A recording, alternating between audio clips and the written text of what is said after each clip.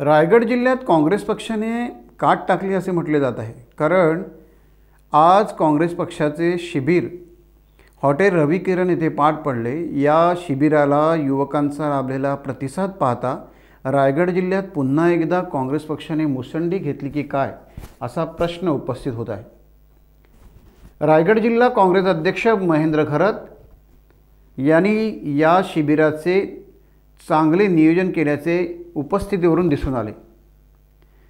महाराष्ट्र प्रदेश व रायगड जिल्हा काँग्रेसचे पदाधिकारी या शिबिराला मोठ्या संख्येने उपस्थित होते। विशेष म्हणजे राज्यस्तरावरून ॲडव्होकेट रामहरी रुपनर आणि उल्हासदादा पवार माजी आमदार या काँग्रेस नेत्यांचे मार्गदर्शन मोलाचे ठरले। इंडियन नॅशनल काँग्रेस म्हणजे काय, भारतीय राष्ट्रीय संघटन असं त्याचं पूर्ण आहे। इंग्रजीचं भाषांतर भारतीय राष्ट्रीय संघटन आणि काँग्रेस या शब्दाचा अर्थ संघटना।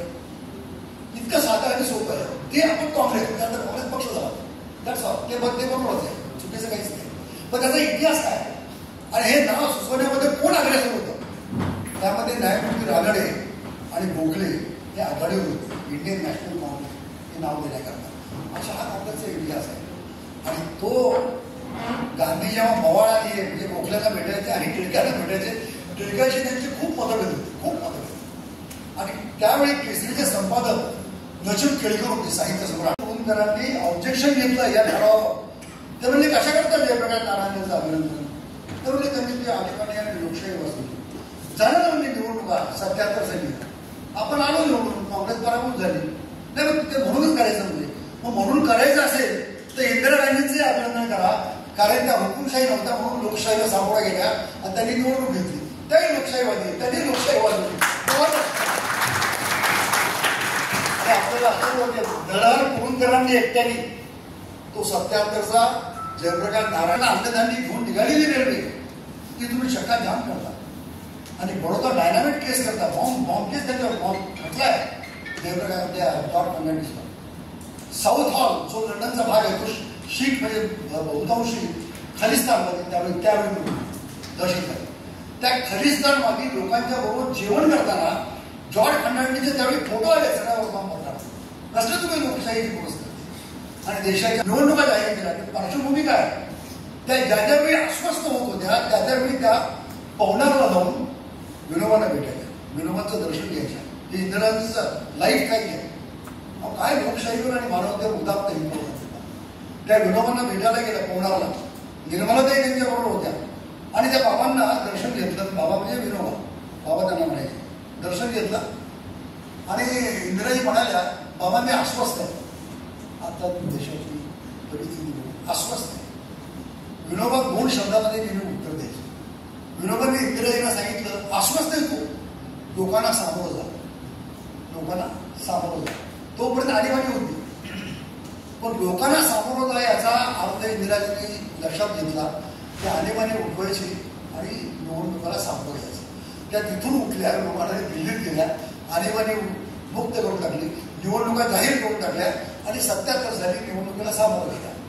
ही इंदिराजींचं आयुष्य आहे, आयुष्यात लहानपणापासून गांधी नेहरू हा सगळा परिवार, लोहिया हे आनंद मोहनला त्यांच्या घरीच राहायला होते, नेहरूंच्या घरी राहायला होते। पण नंतर आयुष्यभर त्या संघाच्या नादी लागून गैर काँग्रेसवाद, गैर नेहरूवाद एवढंच त्यांच्या आयुष्यामध्ये केले। गांधी आले आपल्या सगळ्या तो इतिहास माहिती। माझं 2 वर्षापूर्वी गांधींच्यावर एक पुस्तक प्रकाशित झालेलं आहे, न्यायमूर्ती सत्यरंजन धर्माधिकारीच्या हस्ते पुण्यामध्ये, त्या स्वातंत्र्याच्या अमृत महोत्सवाच्या त्या पार्श्वभूमीवर ईडी सीबीआय लागले, सगळे गेले, बरोबर आहे। काही लोकांना धमक्या देऊन पाठवलं त्यांनी, काही लोकांना वाटलं की सत्तेत आम्हाला त्या ठिकाणी काहीतरी मिळेल त्यातनं जाईल। परंतु आता पूर्णपणे हा जो काही लढा आहे हे जे व्याख्यामध्ये तुम्हाला भरायचंय, जनसामान्याचं नेतृत्व पुन्हा त्या ठिकाणी ताकदीने पुढे येण्याची ही संधी असते। संघर्षातच नेतृत्व फुलत असतं, त्यामुळे आता हा संघर्षाची संधी आपल्याला मिळाली आहे। हा दुसरा स्वातंत्र्य लढा आहे आणि ह्यातनं जे निर्माण होणार आहे यांचा पराजय निश्चितपणे होणार आहे, लक्षात घ्या। काही फार काय चालणार नाहीये। ही लोक तुम्हाला आत्ताच्या कालावधीमध्ये दिसतील की भरपूर ताकदवर झालेली आहे, परंतु मूर्ख फार काळ बनवता येत नाही, काही काळच बनवता येते लोकांना। थोड्या कालावधीमध्ये हा संघर्ष पुन्हा त्या ठिकाणी उभारून येईल, जनताच रस्त्यावर येणार आहे। आणि त्यावेळेला तुमचं नेतृत्व प्रस्थापित होईल. लक्षात घ्या, जे तुमच्या या कालावधीमध्ये झालं नसतं. त्यामुळे प्रस्थापित विरुद्ध विस्थापित हा जो संघर्षामधला विस्थापितांचा लढा हा तुम्ही लढावा, अशा पद्धतीची त्या ठिकाणी संधी निर्माण झालेली आहे. काँग्रेसच्या माध्यमातून ही संधी तुम्हाला प्राप्त होते. पुन्हा काँग्रेसला मजबूत करायचंय, पुन्हा आपला विचार मजबूत करायचा आहे, पुन्हा देशामध्ये समतेचा विचाराचं लोकशाही मानणारं सरकार आणायचंय. हा उद्देश ठेवून आपण पुढचा काळ चालवावा, एवढंच त्या ठिकाणी म्हणाल. जय हिंद, जय महाराष्ट्र. दुपारच्या सत्रात काँग्रेस पक्षाची विचारधारा व कार्यकर्त्यांना पक्षात संधी तसेच संविधान वाचवणे गरजेचे असे बहुमूल मार्गदर्शन या मान्यवरांनी केले. खरं आहे, बाबासाहेबांचं योगदान आहेच, पण बाबासाहेबांना तिथं संधी कोणी दिली?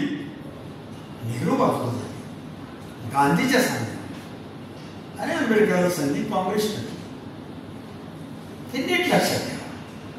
स्वातंत्र्य चळवळीत दुसरं कुणाचं योगदान नाही ना काँग्रेसशिवाय, आणि म्हणून घटना समिती स्थापन केली. हे आपण लक्षात घेतलं पाहिजे. आणि मग पक्षाची विचारधारा, पक्ष हा विचारावर चालतो. 150 वर्ष काँग्रेस निर्माण झाल्यापासून काँग्रेस आज तागायत विचारधारेवर चालली. कुठेही आपण विचारधारेशी तडजोड केलेली नाही. काय आपली विचारधारा? एका वाक्यात सर्वांना समान स्वातंत्र्य, समान न्याय, समान संधी ही आपली प्रेरणा आहे. आणि तेच काँग्रेसची विचारधारा, ही इतर पक्षाची नाही. हे नीट लक्षात ठेवा, समजून घ्या. कम्युनिस्टांची विचारधारा वेगळी आहे, बीजेपीची विचारधारा वेगळी आहे, ते धर्मनिष्ठ राष्ट्र ही त्यांची विचारधारा आहे. आपली सर्व धर्म समभाव ही विचारधारा आहे. फरक बीजेपी दोन मोठे देशातले आता पक्ष बीजेपी आला, काँग्रेस आणि बीजेपी दोनच मोठे देशातले पक्ष आहेत. सदर कार्यक्रमाला महाराष्ट्र प्रदेश काँग्रेससह प्रभारी राणी अग्रवाल तसेच निरीक्षक श्रीरंग बर्गे, रायगड जिल्हा महिला काँग्रेस अध्यक्षा ॲडव्होकेट श्रद्धा ठाकूर, अलिबाग तालुका काँग्रेस अध्यक्ष भास्करराव चव्हाण, माजी तालुका अध्यक्ष योगेश मगर व अलिबाग तालुक्यातील काँग्रेसचे पदाधिकारी, महिला वर्ग, उरण, पनवेल व तालुक्यातील पदाधिकारी, युवा कार्यकर्ते मोठ्या संख्येने उपस्थित होते. टाइम्स डिजिटलला लाईक करा, शेअर करा, सबस्क्राईब करा आणि बेल आयकॉन दाबायला विसरू नका. Times digital.